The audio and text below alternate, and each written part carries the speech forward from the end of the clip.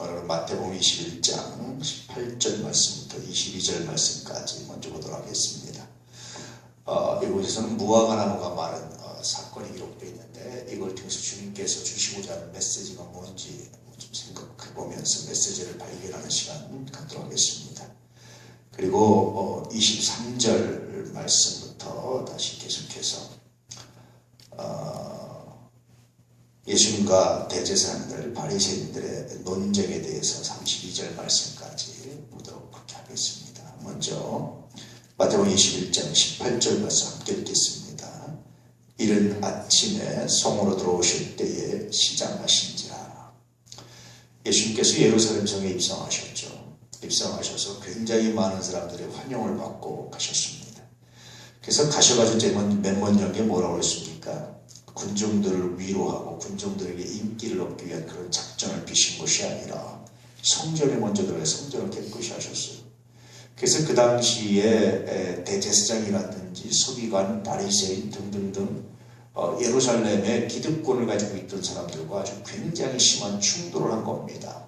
이들이 성전에서 장사하면서 커넥션이 있었는데요. 그것을 아주 단호히 단절시키는, 그래서 그것을 아주 날카롭게 지적하면서 상을 둘러부시는, 이제까지 전혀 예수님답지 않은 모습이었어요. 왜 그렇게 예수님께서 갑자기 분노를 하셨을까? 늘 말씀드리지만 분노할 때 분노하지 못하면 죽어있는 겁니다. 뭐가 죽었습니까? 의로움이 죽은 겁니다. 또 분노하지 말할 때 분노하는 것도 죽어있습니다. 뭐가 죽어있습니까? 그것도 여전히 공의로움이 죽어있는 거예요. 예수님은, 온유하신 예수님이 분노할 때 분노하셨다. 이 분노할 순간을 잃어버리는 것만큼 슬픈 게 없습니다. 또 분노하지 말아야 될 사건에 분노하는 것만큼 또다시 슬픈 것도 없습니다. 그래서 역사를 통해서 보면은요, 분노해야 될 때 분노하는 사람이 역사를 리드해 나갑니다.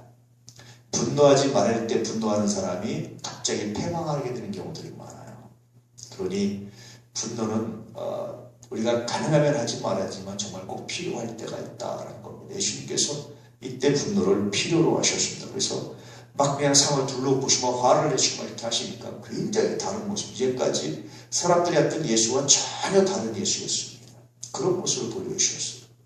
그것은 뭐냐면, 하나님의 집이 본인을 존대하고 본인에게 공격하고 본인에게 음모하는 것이 아니라 하나님의 집이 기도하는 집인데 강도의 구절로 만드는 것 대한 분노였습니다.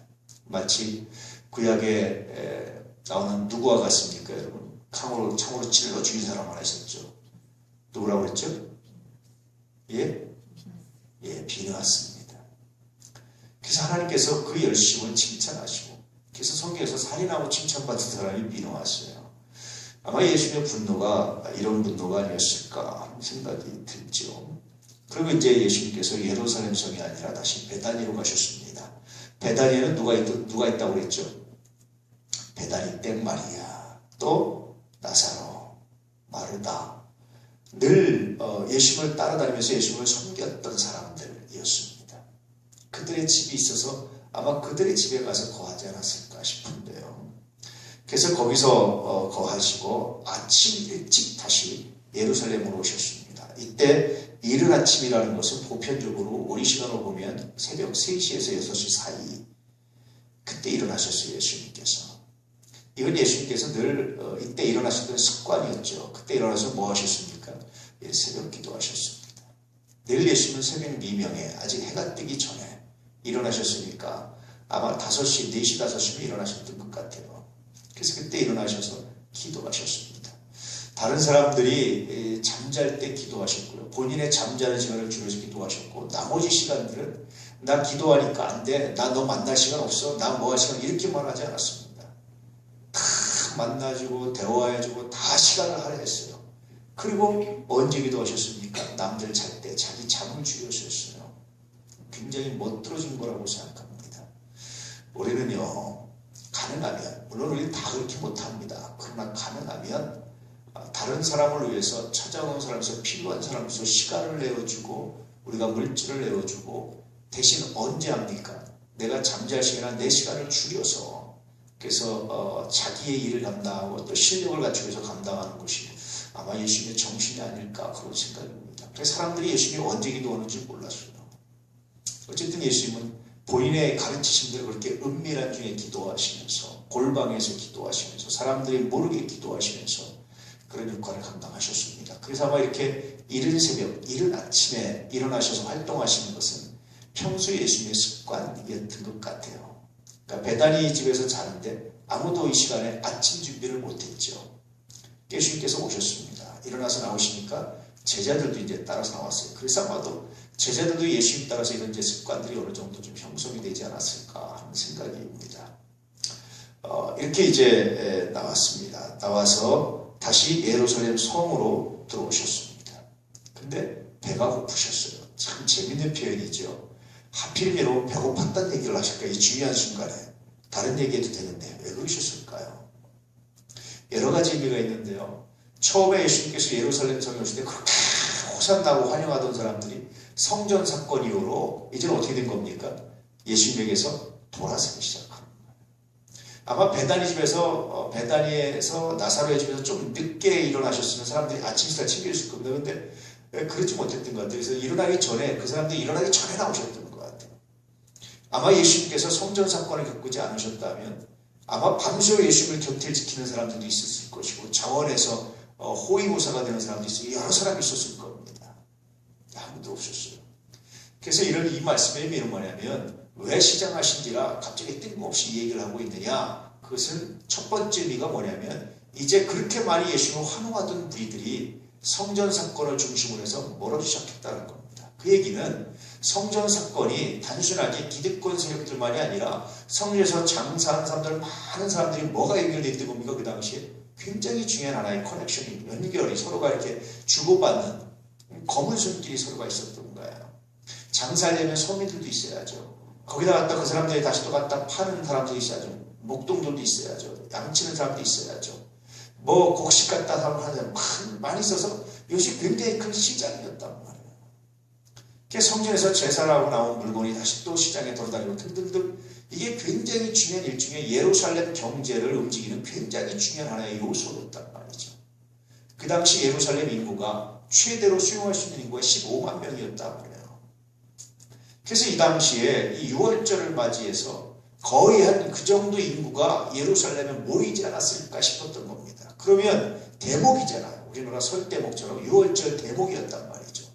그래서 외국에서 특히 헬라 지역에서 돈 많은 유대인들이 헬라 지역에 돈 많이 벌어서 외국에 나가서 성공한 기업가들, 성공한 기업가 유대인들이 돌아와서 하나님께 1년에 한 번 마음껏 예배드리고 6월절을 지키고 헌신하고 제물을 드리고 그런 날이에요. 그러면 여러분 거기에 뭐가 있었겠습니까? 뭐 소라든지 양이라든지 뭐 수도 없이 많은 제물들이 쫙 그냥 성전에서 완전히 그냥 시장바닥처럼 있어가지고 막 흠져가고 막 이러고 이랬었단 말이죠. 그걸 예수께서 깨버리셨으니 여러분 어떻게 됐겠어요? 저거 뭐야? 우리 1년 장사 1년 대목을 망쳤다라는 거 아닙니까? 그러니까 사람들이 돌아설 수밖에 없었던 겁니다. 그래서 이 말씀의 의미는 예수님에게서 사람들이 돌아서기 시작했다. 예수님께서 왜 그렇게 하셨느냐? 왜 사람들이 돌아설 걸 알면서 불구하고 그 일을 하셨느냐라고 봤을 때 예수님의 관심은 사람들의 기쁨이 아니라 뭡니까? 하나님의 영광이었습니다. 그래서 어떤 의미에서 예수님을 그대로 따라간다는 것은 바울처럼 아니면 뭐 다른 사람들도 마찬가지지만 신체에 따랐던 사람들처럼 사람들에게 인기를 얻기 참 어렵겠다. 그런 생각이 들 때가 많죠. 대신 변화된 사람들, 정말 예수를 닮아가는 사람들한테 뭐 주면 최고죠. 최고 감사하죠. 은혜죠. 이렇게 이제 양분되기 시작하는 겁니다. 그럼에도 불구하고 예수님께서 만약에 마귀가 있다면 그렇게 물었겠죠. 야, 너 이렇게 사람들을 배신하고 사람들에게 이렇게 마음이 멀어져 어떻게 너 그들을 구원할 거냐라고 말하셨잖아. 그런데 오히려 사람들에게 그렇게 예수님을 배신하고 돌아섰던 것이 찔림이 돼서 돌이키게 되는 굉장히 놀라운 역사가 나타나게 되고요. 오순절 마가다락방 사건이 예루살렘이 확 변해서 예수 믿는 사람들이 늘어나서 거의 한 뭐 3만 명 정도였다고 그러니까 5분의 1 정도의 사람들이 예수를 믿게 된 갑자기 굉장히 놀라운 변화가 일어나는데 그것은 자기들이 메시아를 모르고 자기들이 잠깐 먹고 살고 자기들이 잠깐 이런 커넥션 때문에 메시아를 죽였다라는 자책감이 작용을 하게 됐죠. 어쨌든 예수님은 본인이 이 땅에 있을 때 영화를 놓고 잘 되지 않았습니다. 그냥 씨만 뿌려놓고 그런 토양만 마련해놓고 오히려 사람들한테 철저히 배신당하는 이런 토양만 마련해놓고 십자가 지시고 죽으시고 부활하시고 승천하셨어요. 그리고 그 열매를 다 누구한테 남겨주냐면 제자들한테 남겨주십니다. 그래서 제자들이 예수님이 하신 것 때문에 그걸 증언하고 성령께서 주신 은혜를 은사를 행하고 이렇게 하면서 그냥 그렇게 그냥 이렇게 긁어모으는 사람들, 구원받을 사람들에게 복음을 해서 긁어모으는 이런 역할들을 제자들이 하십시오. 그래서 오늘 말씀에 시장하시니라 아무도 예수님을 돌보지 않았다, 쳐다도 보지 않았다, 환영하지 않았다, 뿐만 아니라 사람들과 이제 괴리되기 시작했다. 이러므로 십자가 사건과 점점 다가가고 있다라는 것을 표현해주는 굉장히 좋은 말씀이 이 말씀입니다. 이제 이 말씀이 끝나지만 계속해서 예수님께서 이걸 통해서 또 하나씩 교훈을 하시는 게 있습니다. 19절 말씀. 길가에서 한 무화과나무를 보시고 그리로 가사 잎사귀밖에 아무것도 찾지 못하시고 나무에게 이르시되 이제부터 영원토록 내가 열매를 맺지 못하리라 하시니 무화과나무가 곧 마른지라. 다른 복음서에 보면 이런 말씀입니다. 아직 무화과의 때가 아니었다라는 말씀이시죠. 그 예수님께서 때도 안 되는 데 가서 무화과 열매를 찾았느냐 이제 그렇게 말할 수 있잖아요. 근데 이거는 그 당시 유대인들의 굉장히 중요한 풍습이었는데요. 무화과나무가 아주 때가 돼서 잘 익은 무화과나무가 있고 익지 않은 무화과나무가 있어요. 근데 유대인들도 우리처럼 보릿고 개를 지났단 말이에요. 그래서 이때가 추수하기 바로 직전이에요. 추수하기 한 두세 달 전입니다. 그러니 이제 유대인들이 추수하기 두세 달 전이니까 곡식이 다 털어져가지고 정말 힘들 때였습니다. 그래서 배고픈 유대인들, 가난한 유대인들이 찾았던 열매가 익지 않은 무화과 열매였어요. 쓰고 별로 맛없고 한 거. 근데도 일단 그거라도 먹고, 그게 구황식물인데 먹고 일단 생명의 연명을 하기 위해서 찾던 것이 이 무화과 때가 아니었던 익지 않은 무화과 나무였다라는 겁니다. 무화과 나무는요, 먼저 잎사귀가 무성하게 핀 다음에 열매를 맺습니다. 그러니 잎사귀가 무성하다는 얘기는 그 안에 뭐가 있다는 얘기입니까? 열매가 있다는 얘기예요. 그래서 예수님께서 제일 잎사귀가 무성한 나무에 이렇게 아마 찾아가셨던 것 같습니다. 그래서 거기서 열매를 찾는데 열매가 보이지 않았어요. 그러자 예수님께서 나무에게 어떤 명령을 하셨냐면 이제부터 영원토록 내가 열매를 맺지 못하리라 하니까 무화과나무가 곧 말라서 죽기 시작했어요. 이것도 참 재밌잖아요. 생각해보면은 아니 예수님 자기가 먹을 거 없다고 해서 나무를 저주해서 죽여버리는 뭐 이런 게 있습니까? 이렇게 생각할 수 있잖아요. 근데 그런 의미가 아니라 다시 이제 예루살렘 성에 입성해서 배고프셨다, 무화과나무를 만났다라는 것은 굉장히 중요한 의미를 우리에게 던져주고 있는 거예요. 어떤 의미입니까? 우리가 신앙생활에 잎사귀는 무성한데 열매가 없다면 잎사귀가 뭐겠습니까, 여러분? 어떤 게 잎사귀겠습니까? 신앙의 잎사귀가 뭐겠습니까? 열심히 예배드리는 건 잎사귀일까요, 열매일까요? 열심히 기도하는 건 잎사귀일까요, 열매일까요? 열심히 전도하는 건 잎사귀일까요, 열매일까요? 여러분 열심히 선행을 베푸는 건 잎사귀일까요, 열매일까요? 어떤 걸까요? 혼동스러울 때가 많죠. 성경은 분명히 열매를 말해주는데 그것은 성령의 9가지 열매로 대표되는 것들입니다. 사랑과 희락과 화평과 자비와 오래 참음과 양선과 충성과 온유와 절제. 이런 열매들, 물론 이것만을 영원하는 건 아닙니다.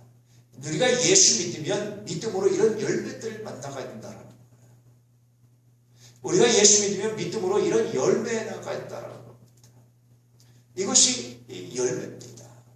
예배 그 자체는 무엇과도 비교할 수 없는 귀중한 열매지만 그러나 우리가 성경을 공부하고 성경을 달달달 안다라는 것은 성경을 암송하고 성경을 아는 것만 중요한 게 아닙니다. 그건 열매가 아닙니다. 그건 잎사귀입니다. 그걸 위해서 뭐 하기 원하는 겁니까? 하나님께 영광이라는 열매를 맺어야 된다. 결국 열매 맺지 않는 사람, 열심히 신앙생활하는 것 같고 열심히 활동하는 것 같은데 그런 열매가 없는 사람, 이런 사람에 대해서 예수님께서 읽고 용납하지 않겠다라는 굉장히 중요한 메시지를 던져주고 있어요. 두 번째는 때에 관한 겁니다. 익지 않은 열매를 찾으셨어요. 우리는 주님이 찾을 때 나는 아직 익지 않았습니다. 아직 내 때가 되지 않았습니다. 아직 내가 활동할 때가 아닙니다. 내가 아직 그럴 때가 아닙니다. 라고 우리는 핑계대고 피할 때가 많잖아요. 그런데 예수님은 익지 않은 열매를 찾아서 아직 준비되지 않은 사람을 찾으셨어요. 그래서 늘 말씀드렸지만 주님의 때와 우리의 때는 늘 다릅니다. 우리는 아직 빠르다고 할 때 주님께서 부르시고 우리는 이미 늦었다고 할 때 주님께서는 이르다고 말씀하시고. 그래서 여러분 신앙이란 뭐냐, 믿음이란 뭐냐, 우리가 생각하는 때를 포기하고 주님이 생각하는 때에 순종하는 것이 믿음입니다. 하나님 내가 이 정도면 이제 복을 주실 때도 됐잖아요. 안 주시는 것은 아직 그때가 안 된 거예요. 그건 우리가 생각하는 때죠. 성경에 보면 때가 참해 이런 말씀 많이 나오죠. 그건 사람이 생각하는 때가 아닙니다. 누가 생각하는 때입니까? 하나님의 때를 말합니다. 카이로스라고 말하는데요. 하나님의 때에 대해서 하나님의 시간에 대해서 말합니다. 결국은 이 무화과나무 사건을 통해서 주님께서 우리에게 굉장히 강력한 메시지를 하나 던지고 있는 것은 뭐냐면 사람의 때를 포기하고 하나님의 때에 순종하라는 겁니다. 자기가 생각하기에 익었다 이거 익지 않았다라고 판단하지 말고 주님이 찾으시면 익지 않은 열매라도 내놓을 수 있는 난 아직 부족하지만 순종할 수 있는 이것이 바로 하나님의 때에 순종하는 길이다. 하나님의 때를 아는 길이다. 이것이 신앙이다. 이것이 하나님을 기쁘게 하는 것이다 라고 말씀해 주는 것이 또 다른 메시지예요. 그러나 여기에서 계속해서 자기의 때만을 고집하면서 자기 생각만을 고집하면서 하나님께 순종하지 않는 사람 결국은 어떻게 될 수밖에 없느냐? 무화과나무가 말라버린 것처럼 말라버릴 수밖에 없다. 이 말씀을 하시고 있는 겁니다. 제자들이 이 말씀을 알아들어야 되는데 제자들은 이 말씀을 못 알아들었어요. 그래서 제자들은 이런 이야기를 합니다. 20절에 시작. 제자들이 보고 이상 여겨 이르되 무화과나무가 어찌하여 곧 말랐나이까. 예수께서 저주하시자마자 마른 게 아니고 저주하시고 다른 데 갔다가 다시 지나가는데 보니까 말라 죽은 거예요. 예수께서 이른 아침에 저주한 무화과가 말라 죽은 거예요. 그래서 제자들이 자세히 보고 이상하게 여겼다, 놀랬다 그런 뜻입니다. 그리고 예수님께 물었습니다. 무화과나무가 어찌하여 곧 말랐습니까? 예수께서 말라 죽을 거다라고 말해도 서서히 죽겠지 아마 그렇게 생각했던 것 같아요. 자연사겠지 그렇게 생각했던 것 같아요. 근데 급작스럽게 말라버렸습니다. 굉장히 놀라운 사건이에요. 근데 여러분 이게 제자들이 놀라야 될까요? 안 놀라야 될까요? 이제까지 죽은 자가 살아나고 나사로가 살아나고 막 풍랑이던 바다 갑자기 예수님에게 탁 잠잠해지고 서서히 잠잠해진 것이랑 딱 잔잔해지고 뭐 이런 굉장히 많은 것을 체험했는데도 불구하고 아직도 제자들에게는 이것이 놀랍거리가 되었다라는 것은 제자들이 예수를 100% 이해하고 알았다 몰랐다? 몰랐다는 걸 말합니다. 제자들만 그렇겠습니까? 우리도 그래요. 사실은요 우리의 날마다의 삶이 뭐냐면 하나님의 살아계심을 보여주는 역사가 날마다의 삶입니다. 근데 우리는 깊이 있게 생각하지 않아요. 오늘 하루 나의 삶을 깊이 있게 생각하지 않습니다.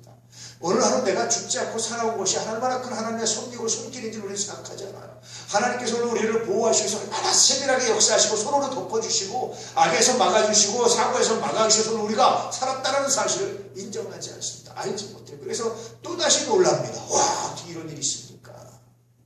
우리도 똑같아요. 제자들이 놀랬던 거나 우리가 놀랬던 거나 같은 놀람이 아닐까 싶습니다. 어쨌든 제자들이 이렇게 놀래서 예수님께 묻습니다. 예수님의 의도를 제자들이 알았다면 거기서 제자들이 주님 앞으로 우리는 주님의 때에 순종하겠습니다. 주님 말씀에 순종하겠습니다. 이렇게 말해야 되는데 놀래고 겉으로 드러나는 현상만 말하는 거예요. 이 당시 그랬습니다. 뒤에 제자들이 이 말씀을 계속해서 기록했던 이유는 자기들의 잘못을 솔직하게 시인하면서 다른 사람들에게 똑같은 실수하지 마시오라는 메시지가 담겨져 있죠. 마태가 기록한 것입니다. 그래서 예수님께서 이렇게 대답하십니다. 21절에 예수께서 대답하여 이르시되 내가 진실로 너희에게 이르노니 만일 너희가 믿음이 있고 의심하지 아니하면 이 무화과나무에게 된 이런 일만 할 뿐 아니라 이 산더러 들려 바다에 던져지라 하여도 될 것이요. 단순히 이것을 뭐로 봤습니까? 사람들은 능력을 행하는 거로 이해했습니다. 야 우리가 믿음으로 기도하면 대단한 능력이 있다라는 사실을 말하고 있는 거예요. 그런데 주님이 정말 말씀하시고자 하는 바는 무화과나무 사건을 통해서 이게 뭘 말씀하시는 거예요? 어떤 믿음을 요구하시는 걸까요?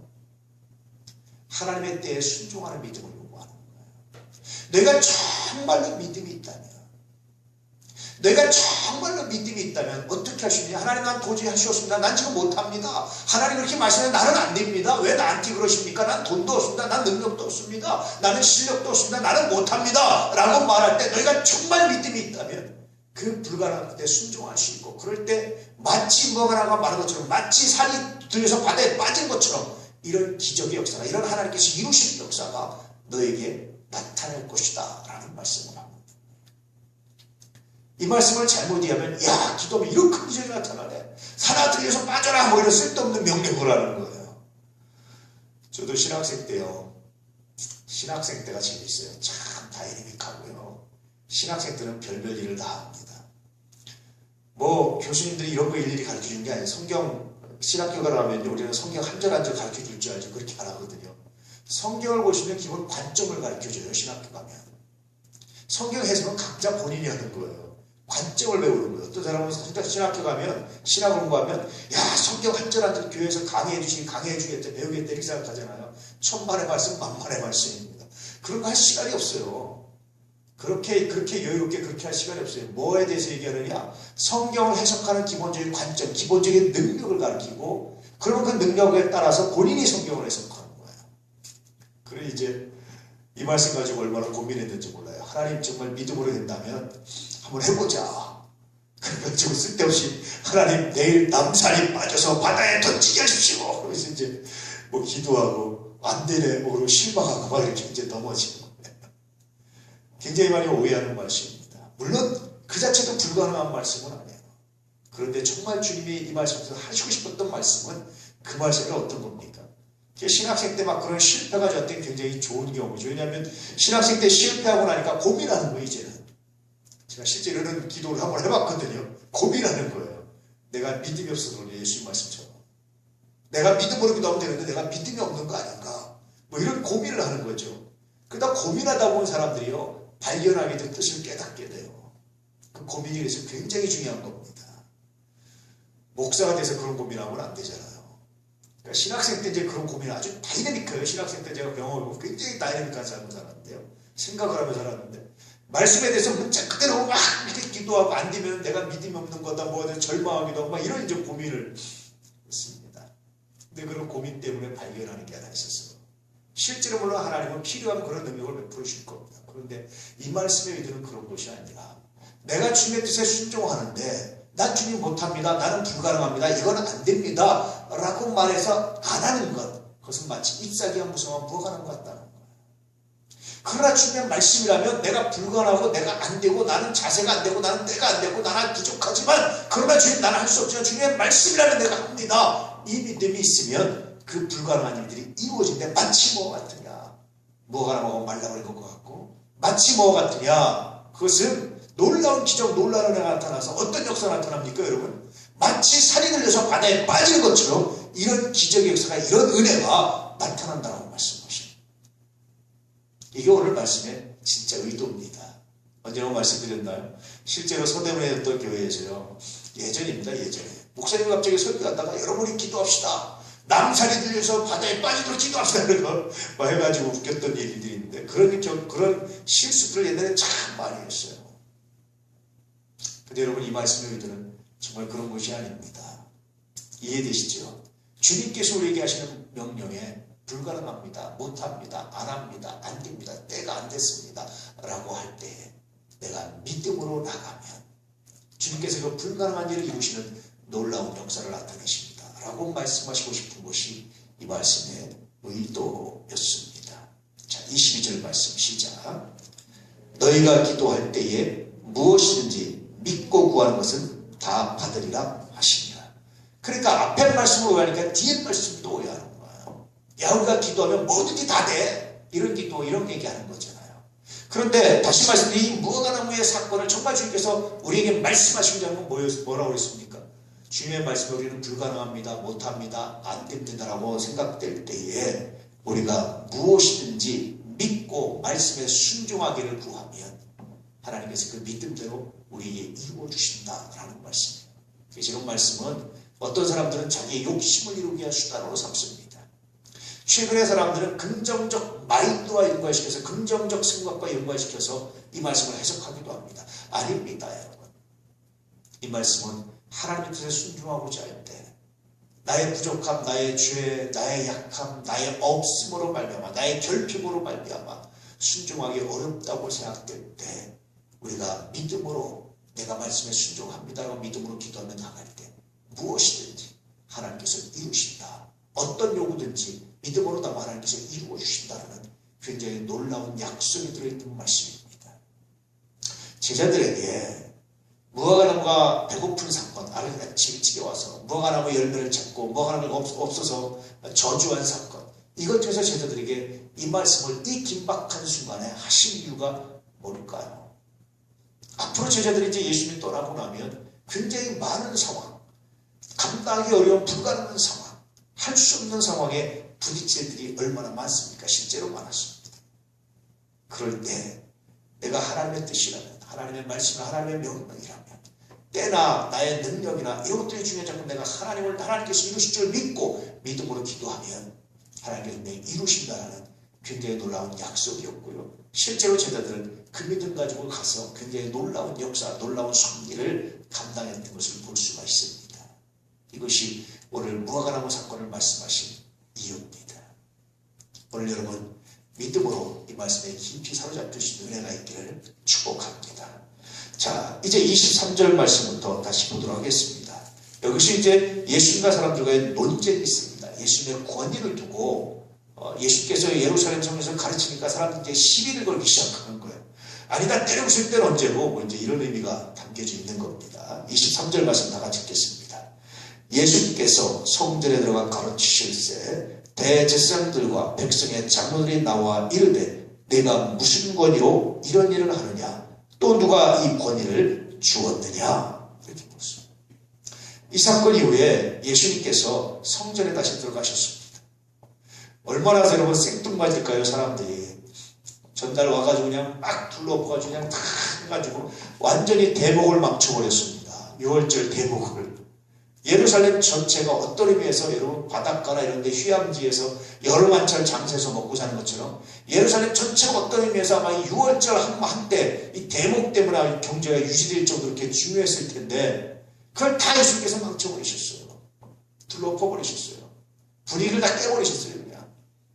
그러면서 성전에 들어가셨습니다. 정리하시면서 들어가셨습니다. 들어가셔서 가르치셨어요. 성경을 펴서 가르치셨습니다. 유대인 남자들은요, 회당이나 이런 데서 성인 이상은 설교할 수 있는 그런 권한이 있었습니다. 물론 이 당시 이제 성전이나 이런 데서는 대제사장이나 레위자손, 혹은 뭐 예를 들면 그렇게 구별된 사람들만 이제 가르치고, 혹은 서기관이나 이렇게 이제 자격을 갖춘 사람들만 가르칠 수 있었다. 이제 그런 나름대로의 규칙이 있었습니다. 그런데 예수님께서 그걸 이제 거절하신 거죠. 그러니까 대제사장들과 백성의 장로들이 나와서 예수님께 물었습니다. 내가 무슨 권위로 이런 일을 하느냐? 또 누가 이 권위를 나한테 주냐? 누가 나한테 성경에서 가르치고 설교할 수 있는 권한을 누가 줬느냐? 네가 무슨 권위로 이런 일을 하느냐? 이렇게 말합니다. 이것이 뭐냐면 어저께 성전을 다 둘러엎고 일으키더니 지금은 또 왜 이러고 있느냐? 너 무슨 권위로 있느냐? 너 왜 이러느냐? 굉장히 말 자체가 적대적이죠. 이렇게 이제 예수님과 대적을 합니다. 그때도 불구하고 예수님께서 아심에도 불구하고 성전에 가시죠. 왜냐하면 그 뒤에 또 다른 메시지를 주시기 위함이었습니다. 24절 말씀 시작. 예수께서 대답하시되 나도 한 말을 너에게 물으니 너희가 대답하면 나도 무슨 권위로 이런 일을 하는지 이르리라. 참 재밌어요. 예수님은 늘 이렇게 대화하시면 직설적으로 답변해 줄 때 있지만 꼭 되물으셔가지고요. 본인들의 의도를 이렇게 물었던 사람들의 의도를 이렇게 파악해내고 분석해내는 종종 이런 대화법을 참 많이 했습니다. 예수님께서 이런 질문을 하셨어요. 나도 묻겠다. 그것은 뭐냐면 너희가 대답하면 나도 대답할 건데 너희가 만약에 대답해주면 나도 너희의 질문에 대답해주겠다. 이렇게 이제 묻습니다. 자, 25절 말씀 구체적인 물음입니다. 시작. 요한의 세례가 어디로부터 왔느냐? 하늘로부터냐? 사람으로부터냐? 만일 하늘로부터라면 어쩌면 그를 믿지 아니하였나 할 것이요. 예수께서 요한의 세례를 갑자기 듣으셨습니다. 왜 그러셨을까요? 왜 그러셨을까요? 여러 가지 의미인데 첫째는 요한은 어떤 사람이었습니까? 예수님을 예비한 사람이었어요. 그 대답을 하시는 겁니다. 요한은 대제사장의 아들입니다. 이 사람들이 잘 중요하는 이 혈통, 이 가문의 아들이 요한입니다. 이 요한이 예수를 어떻게 증거하셨습니까? 내 뒤에 오시느니 나는 그의 신들매를 풀기도 감당하지 못한다 하면서 예수를 메시아로 소개했단 말이에요. 그래서 묻는 겁니다. 요한이 뭐라고 그랬는 줄 아니? 이렇게 묻는 거예요. 무슨 권위로는 말을 합니까? 너희들의 자손이, 너희들의 가문 사람이, 너희들이 말하는 그 자격을 갖춘 요한은 이 사람들 보기엔 자격이 있는 사람이거든요. 너희들 보기엔 자격을 갖춘 요한이 나에 대해서 뭐라고 그랬는지 아니? 라는 물음을 하십니다. 그래서 그 말씀을 물으시는데 직설적으로 묻지 않고 요한의 세례가 어디서부터 왔느냐? 내가 요한한테 세례받았고 요한한테 증거받았는데 요한의 세례가 어디서 왔느냐? 하늘로부터냐? 그렇게 묻는 겁니다. 자, 26절 말씀 시작. 만일 사람으로부터라 하면 모든 사람이 요한을 선지자로 여기니 백성이 무섭다 하여. 만일 하늘로부터 하나님께로부터 왔다라고 하늘로부터 하나님을 얘기하는데 하나님께로부터 왔다라고 말하면 왜 요한을 믿지 않느냐? 그 요한을 믿으면 예수에 대해서 믿어야 됩니까? 믿어야 됩니까? 믿어야 되는 거예요. 뭐로 믿어야 되죠? 그리스도로 메시아로 고백을 했단 말이에요. 하나님으로까지 몰라도 메시아까지 최소한 알아야 되는 거예요. 사실 예수님은 메시아에 대해서 하나님이신데 하나님 것까지는 아직 모른다 할지라도 최소한 뭐를 알아야 됩니까? 메시아 것까지는 알아요. 그러면 메시아의 걸 알았으면 메시아가 성경에서 말씀을 가르치고 강론할 자격이 있겠습니까? 없겠습니까? 그 얘기를 다시 상기시켜주는 거예요. 너 왜 요한을 믿지 않았느냐? 하늘로부터 라고 말하면 근데 왜 하늘로부터인 줄 알면서도 왜 요한의 말에 따르지 않느냐? 요한이 증거한 사람에 대해서 왜 순종하지 않느냐? 어떻게 공격할 수 있느냐? 라는 이제 질문에 자가당착에 빠지게 됩니다. 굉장히 재미있는 답변이시죠. 직설적으로 답변하셔야 되는데 꼭 이렇게 답변하는 사람들에게 직설적으로 얘기하면 논쟁이 또 되잖아요. 그러니까 사람들에게 아주 재밌는 방법으로 예수께서 스스로 답변을 하시는 겁니다. 사실. 근데 만약에 사람으로부터 라고 말하면 어떻게 됩니까? 모든 백성들이 요한을 뭐로 여기고 있습니까? 선지자로 여긴단 말이에요. 그러니 백성들이 두려워서 그 말은 참아 못하겠는 거야. 예수님과 이들이 굉장한 차이가 있죠. 예수님은 백성들이 두려워서 했습니까? 안 했습니까? 안 했죠. 그래서 성전을 갖다 놓으셨어요. 성전에 장사하는 사람들. 이들은 백성들이 두려워서 못했어요. 그래서 이 얘기를 예수님께서 하고 있는 겁니다. 참 재밌는 답변이에요. 자, 그 다음 27절 말씀. 예수께서 대답하여 이르되 우리가 알지 못하노라 하니 예수께서 이르시되 나도 무슨 권위로 이런 일을 하는지 너에게 이르지 아니하리라. 모르겠습니다. 우리가 알지 못한다. 그러면 나도 말 안 해. 그런 뜻입니다. 그 애들 말씀 같잖아요. 그런데 이미 예수님은 말 안 하신다고 하셨죠. 충분히 말씀하셨습니까? 안 하셨습니까? 충분히 말씀하셨어요. 다시 말씀드리면 요한은 대제사장의 아들입니다. 충분히 설교할 수 있는 자격이 있는 사람입니다. 그 사람이 예수님에 대해서 뭐라고 말했는지를 상기시켜주는 거예요. 이것은 왜 그러셨습니까? 그들에게 다시 무릎 꿇고 회개할 수 있는 기회를 주셨던 거예요. 결국은 여러분 예수님을 최고까지 배척했던 사람들이 누굽니까? 예수님을 최고까지 만나지 않았던 사람들이 누구겠습니까? 물론 대제사장들이 와서 묻기도 하고 만났지만 예루살렘 성에 있는 사람들, 예루살렘 성전에 있는 사람들, 이 사람이 최고까지 예수님을 믿지 않고 배척했던 사람들이에요. 결국 이 사건을 통해서 예수님께서 다시 그들에게 가서 설교를 하시고 그들과 부딪혔던 것은 그들에게 어떤 기회를 주시기 위함입니까? 그들도 예수님으로 구원받을 수 있는 기회를 주시기 위해서. 이게 예수님의 마음이었어요. 한 사람도 놓치지 않고 한 사람도 예의 없이 다 예수께서 만나셔서 기회를 주시기 위함이었어요.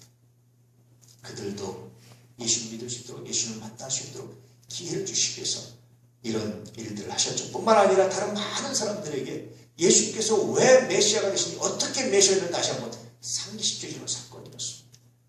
굉장히 놀라운 사건이었죠. 자, 28절 말씀. 그러나 너희 생각에는 어떠하냐? 어떤 사람에게 두 아들이 있는데 맏아들에게 가서 이르되 예 오늘 포도원에 가서 일하라 하니 29절 대답하여 이르되 아버지 가겠나이다 하더니 가지 아니하고 묻는 거예요. 여기서 맏아들은 누구를 말하겠습니까? 유대인들, 특별히 대제사장들 이런 사람들을 말하는 거예요. 야 나도 다시 한번 한마디 더 할게 그런 뜻입니다. 이 사람들이 못 깨달으니까 한마디 더 하시는 거예요. 어떤 농부가 있는데 어떤 포도원 주인이 있는데 맏아들 두 아들이 있는데 하나 맏아들과 두 번째 아들인데 맏아들한테 가서 예 너 오늘 아침에 포도원에 가서 일해 그랬더니 네 아버지 그러고 안 가고 다시 샜습니다. 자, 두 번째 아들한테 똑같은 얘기를 합니다. 30절 시작. 둘째 아들에게 가서 또 그와 같이 말하니 대답하여 이르되 실소이다 하였다가 그 후에 뉘우치고 갔으니. 하나는 마다는 네 그러고 안 했습니다. 둘째 아들은 싫어요 그러고 했습니다. 그 묻는 거예요. 두 아들 중에 31절 시작. 그 둘 중에 누가 아버지의 뜻대로 하였느냐 이르되 둘째 아들이니이다. 예수께서 그들에게 이르시되 내가 진실로 너에게 이르노니 세리들과 창녀들이 너희보다 먼저 하나님의 나라에 들어가리라. 굉장히 재밌는 말씀을 하십니다. 여러분은 둘째 아들입니까? 맏아들입니까? 네 그러고 안 하는 사람, 싫어요 그런데 생각해보니까 아 내가 잘못했구나 하겠습니다 하는 사람, 어떤 사람이겠습니까? 여러분들은 어떤 사람입니까? 여러분 제일 좋은 거 뭡니까? 네 그러고 하는 게 제일 좋죠. 근데 그런 사람은 많이 있겠습니까? 없겠습니까? 그런 사람은 문제가 됩니까? 안 됩니까? 그런 사람은 문제가 안 돼요. 뭐 따질 게 없죠. 뭐 문제 지적할 게 없죠. 근데 이 첫째 아들과 둘째 아들은 다 문제가 있는 사람들입니다. 하나는 대답만 네 하고 안 하는 사람, 하나는 싫어하고 반항했다고 하는 사람, 다 문제가 있는 아들이에요. 아마 셋째 아들이셨다면 네 아버지 할게요 그러고 가서 했다고 아마 했을지도 몰라요. 근데 그것은 별로 다룰 만한 사건이 안 돼요. 뉴스거리가 안 되는 얘기예요. 당연한 얘기니까. 여러분들에게 숨겨진 셋째 아들들이 다 되시길 축복합니다. 근데 둘째 아들이 이랬다면 둘 중에 누가 더 순종했느냐? 둘째냐? 누가 다 알잖아요. 누구나.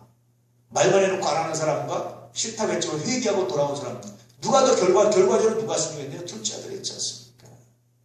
그래서 예수님께서 말하기를 내가 진실로 이른다. 내가 진짜로 참으로 말하는데, 내가 확실하게 말하는데 세리와 창녀들 누굽니까? 첫째 아들입니까? 둘째 아들입니까?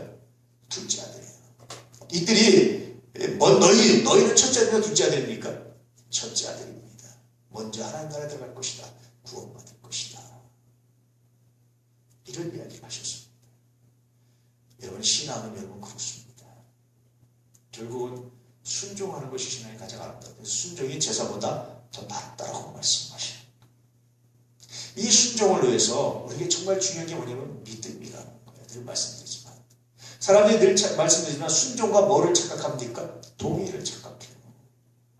동의는 나도 그렇게 생각할 때 하는 게 동의입니다. 순종은 나는 그렇게 생각 안 하는데 하는 게 순종이에요. 왜 그러냐? 이성적으로 판단하고 따져보는 거예요. 그런데 오늘 말씀에 주님께서 말씀하시기를 하나님의 말씀에 순종하는 것은 이성적 판단이라 뭐로? 믿음으로. 뭐를? 하나님을 믿음으로. 그리고 그 일이 이루어지기를 믿음으로 기도하면 하나님께서 이루어주신다라고 말씀하시는 겁니다.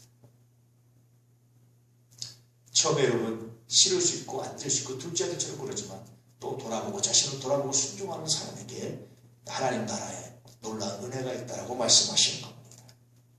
자 32절 말씀 시작. 요한이 의의 도로 너에게 왔거늘 너희는 그를 믿지 아니하였으되 세리와 청년은 믿었으며 너희는 이것을 보고도 끝내 뒤쳐 믿지 아니하였느니라. 다시 요한의 이야기를 하셨어요. 요한의 이야기를 하신 이유가 뭐겠습니까? 그것은 요한이 증거한 것에 대해서 다시 상기시켜 주시는 겁니다. 요한이 의도로 너에게 왔거늘. 그래서 뭐 하셨습니까? 요한이 뭐 했습니까? 회개의 제를 베풀었지만 요한이 진짜로 더 중요하게 했던 일은 뭡니까? 예수님을 이 땅에 소개하고 메시아로 소개하고 죽었단 말이에요. 근데 왜 믿지 않느냐? 너희 가문의 사람이고 너희가 가장 인정하는 사람이고 너희가 가장 아름답게 생각하는 이 요한을 그 말을 왜 너희가 믿지 않느냐? 만약에 그 말을 믿었다면 그런 대답을 할 그런 질문을 할 리가 없지 않느냐? 생각해봐라, 상기해봐라, 마지막 기회다 라고 말씀하시는 것이 바로 이 주님의 말씀의 의도입니다. 그래서 예수님께서 예루살렘 성에 입성하셔서 굉장히 긴박한 며칠 동안의 삶을 살아가시는데 그 중에 하나 어디에다 할애하셨냐면요. 대제사장, 서기관, 바리새인들. 그토록 예수님 공생에 내내 자기를 반대하고 공격하고 핍박했던 사람들에게 찾아가서 다시 구원을 덮으시고 구원을 선포하시기 위해서 그들에게 믿음의 기회를 주시기 위해서 마지막 이 시간들을 할애하셨습니다. 원수를 사랑하라는 말씀을 실천하셨고 십자가상에서만 아버지 저들이 자기들이 하는 일을 모릅니다. 용서하시라고 기도했던 것이라 실제 그 이전에도 여전히 그런 자들을 찾아가셔서 기회를 주시고 다시 복음을 전했던 주님의 마음이 오늘 여기에 잘 나타났습니다. 오늘 이 두 사건을 통해서 우리에게 주시는 메시지가 무엇인지를 깊이 묵상할 수 있기를 축복합니다.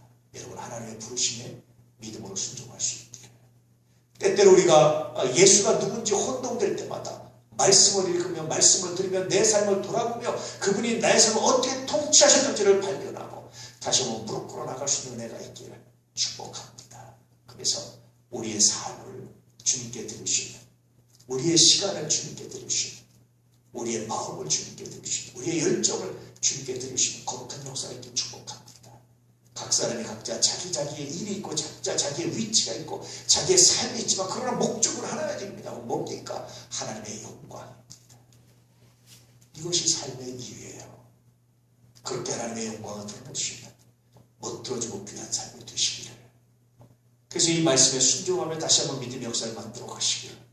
그 하나님의 영광에서 걸어가다가 막히고 불가능한 절벽을 만났을 때 믿음으로 기도하셔서 그 절벽이 깨지는 역사를 경험하시면 승리하신 하나님의 역사가 있기를 진실로 축복합니다. 우리 아내 가족들에게 이 놀라운 믿음으로 승리의 개성과가 넘치기를 축복합니다. 기도하겠습니다. 할렐루야. 아버지 하나님 감사합니다. 하나님